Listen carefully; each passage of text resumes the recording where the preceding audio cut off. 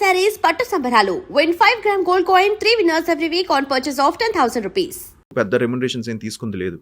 First film నుంచి నేను minimum remunerations తీసుకుంటూ వచ్చా. పెద్ద రెమ్యునరేషన్స్ కోట్లు నేను ఏ రోజు తీసుకోవాలా వెరీ ఫస్ట్ ఫిలిం అయిన తర్వాత కూడా నేను సెకండ్ ఫిలిం ఆల్మోస్ట్ ఫ్రీగా చేశాను. లవ్లీ ప్రేమ కావాలి ఆల్మోస్ట్ 10-15 కోట్లు గ్రాస్ చేసింది. అయినా కూడా నేను సెకండ్ ఫిలిం చాలా తక్కువ ఏమి పెద్ద అమౌంట్ తీసుకోవాలా. థర్డ్ ఫిలిం పెద్ద అమౌంట్ తీసుకోవాలా. సో అవన్నీ కూడా నార్మల్ మినిమం అమౌంట్స్తోనే చేసిన సినిమాలే. పెద్ద రెమ్యునరేషన్స్ పెద్దగా ఏం తీసుకొని చేసింది లేవు. ఓకే.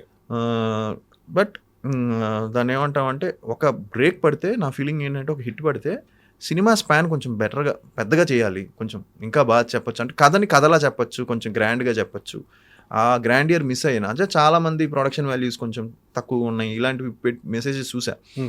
కొంచెం ఇంకా బాగుంటే బాగున్నాం అని. సో అది బాగుండాలి అంటే మనకి ఒక మనతో పెట్టి సేఫ్ అయ్యే కాకుండా కొంచెం రిస్క్ తీసుకొని సినిమా తీసే వాళ్ళు వస్తే మనకి యాడ్ అవుతుంది, మనకి హెల్ప్ అవుతుంది. అంటే మీ డిజర్వ్స్ మోర్ అయినా కూడా అంటే చాలా సంవత్సరాల నుంచి కష్టపడుతున్నారు. అది యాజ్ యాక్టర్గా ఎప్పుడు ఫెయిల్ అవ్వలేదు. యాజ్ అ కంటెంట్ ఎక్కడైనా మిస్ఫైర్ అవ్వచ్చు, కానీ యాజ్ యాక్టర్గా ఎక్కడ ఫెయిల్ అవ్వదు. ప్రతి సినిమాకు మీరు అదే ఎఫర్ట్ పెడుతున్నారు, ప్రతి సినిమాకు ఒక కొత్త సినిమా అందించాలని మీరు తపన పడుతున్నారు. బట్ ఏంటంటే అన్ని చుట్టుపక్కల అన్ని పంచభూతాలన్నీ అన్నీ సహకరించాలి. సో ఒక టాలెంట్తో పాటు కొంచెం ఒక అదృష్టం కూడా తోడవ్వాలని. సో ఇది మీరు బిలీవ్ చేస్తారా? అన్న నా ఫీలింగ్ 70-80% సినిమా అనేది డైరెక్టర్స్ చేతిలో ఉంటుందండి. మనం ఎంత ఎక్స్ట్రాడినరీగా చేసినా ఎంత చేసినా ఫైనల్గా వచ్చేసరికి ఇట్స్ కంప్లీట్లీ మూవీ అనేది అంత ఈజీ కాదు. Director is the captain. So main director, మంచి డైరెక్టర్ పడాలి. మంచి డైరెక్టర్ పడితే ఆటోమేటిక్గా అన్నీ సెట్ అవుతాయి, అన్నీ కుదురుతాయి. డైరెక్టర్ కొంచెం ఆఫ్కి వెళ్ళిపోయిందంటే అది ఎటో వెళ్ళిపోద్ది సినిమా, అది ఎటో వెళ్ళిపోద్ది అది. సో డైరెక్టర్ని బట్టే ఉంటుంది సినిమా.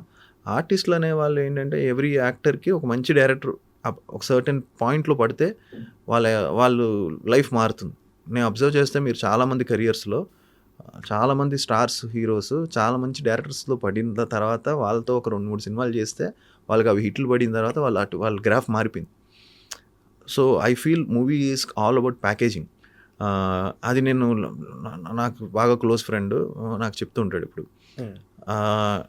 ఒక మా సినిమా చేస్తే ఒక ప్రాపర్ మ్యూజిక్ డైరెక్టర్ పెద్దోడు, ఒక ప్రాపర్ హీరోయిన్, కమర్షియల్ హీరోయిన్ పడాలి, ప్రాపర్ సెటప్ పడాలి, ప్రాపర్ విలన్ పడాలి.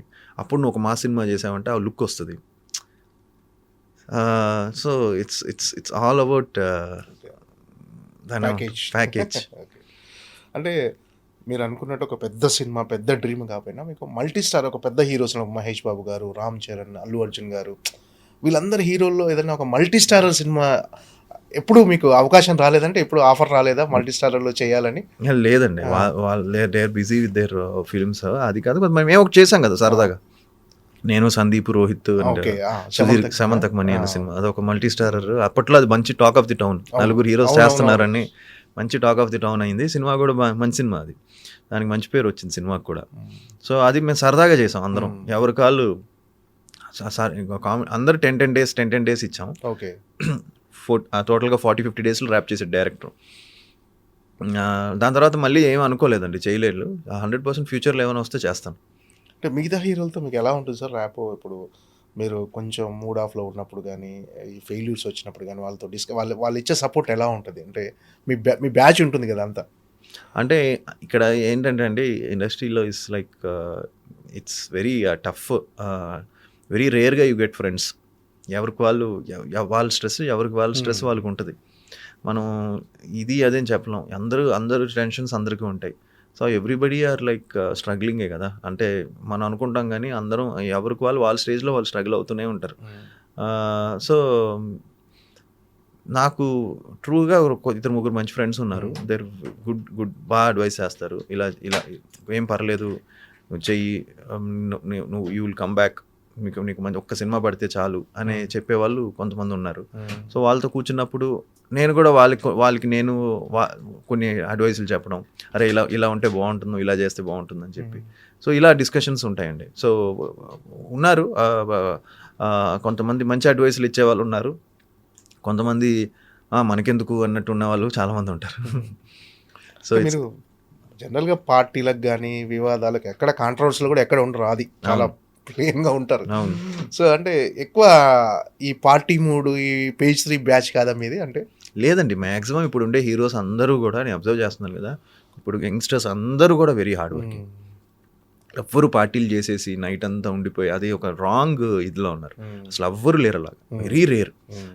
ఇప్పుడు ఉండే వాళ్ళందరూ కూడా very hard working, very talented.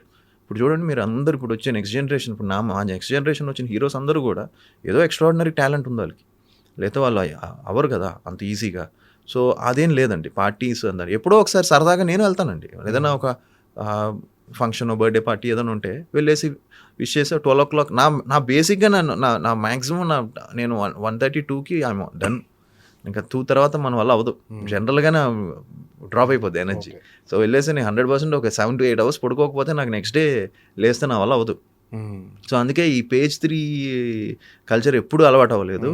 And అలవాటైనా కూడా మ్యాక్సిమం 1 o'clock, 1:30. సో వచ్చి 2 o'clock బెడ్లో ఉండి హ్యాపీ పడుకుంటా.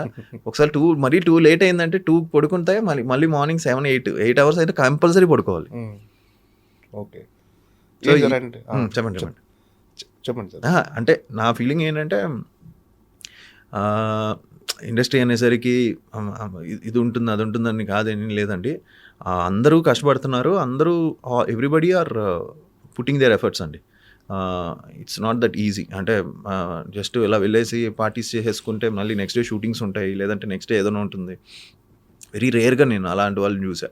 Maximum 90% people are completely hard working.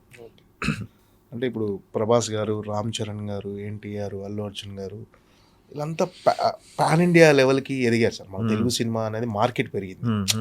So మన సినిమా రిలీజ్ అవుతుందంటేనే వరల్డ్ వైడ్గా ఒక మంచి అటెన్షన్ డ్రా అవుతుంది. సో ఈ మార్పు, ఈ గ్రోత్ మీకు ఎలా అనిపిస్తుంది? ఐ థింక్ దీనికి మెయిన్ రీజన్ బాహుబలి అండి, రాజమౌళి గారు. యా. సో బాహుబలి నేను థియేటర్లో చూశాను. అండ్ నాకు ఫస్ట్ టైం చూసినప్పుడే నాకేం అర్థం అవ్వలేదు సినిమా. అంటే అర్థం అవ్వలేదంటే ఏంటి ఇది అసలు this is something beyond, extraordinary visuals కానీ ఏంటిది అని. అండ్ ఫస్ట్ డే సినిమా అయిపోయింది మా థియేటర్లో. ఫస్ట్ డే బయటకు ఎవరో అయిపోయింది, నేను వచ్చాను థియేటర్కి. అప్పుడు ఎక్కడో మాస్ థియేటర్లో చూశానండి, 2 o'clock ప్రీమియర్ షోలో చూసా. ఇంకా నాకు గుర్తులేదు ఏ షో, ఎక్కడో కుకట్పల్లిలోనో ఎక్కడో చూశాను, మరి అలాంటి థియేటర్ విశ్వనాథ్ అలాంటి థియేటర్లో చూశాను. విశ్వనాథ్ అనుకుంటా, విశ్వనాథ్లో చూశాను. సినిమా అయిపోయింది నైట్ 3 o'clockకి. అన్న ఏం లేదన్న సినిమా అంటున్నారు, నన్ను అడుగుతున్నారు ఏంటన్నా సినిమా అలా ఉందని. బాహుబలి నాకైతే ఎక్స్ట్రాడినరీగా అనిపించింది బ్రదర్, నాకు చాలా బాగా నచ్చింది అన్న.